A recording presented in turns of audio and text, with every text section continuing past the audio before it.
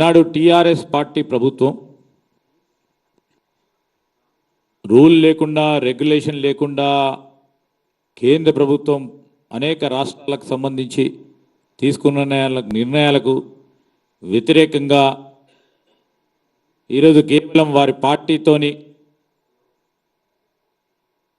ప్రతి ఒక్క అంశాన్ని ముడిపెట్టాలని టీజీ అని కేంద్ర ప్రభుత్వం గెజిట్ ఇస్తే టీఎస్ అని పెట్టారు. ఎందుకంటే దాంట్లో వారి పార్టీకి సంబంధించిన చిహ్నం కనబడాలి అని అనే ఉద్దేశం. ఇదే ప్రజాస్వామికమైన మా ప్రజాపాలనలో అందరూ కూడా భాగస్వాములు కావాలని ఇంతపూర్వకం మా సోదరులు చెప్పినట్టు అధికారపరంగా చిహ్నాన్ని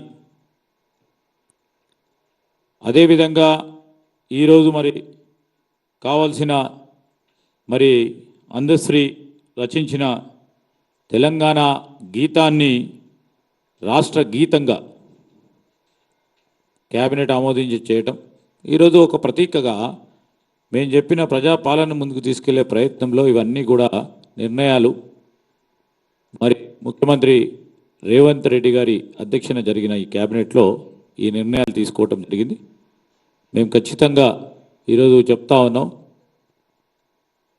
ఆ గ్యారెంటీలకు సంబంధించిన అంశం విషయంలో ఎవరికి కూడా సంశయం అవసరం లేదు, సందేహం అవసరం లేదు. ప్రధానంగా ప్రతిపక్షాలు ఇబ్బందులు పడకుండా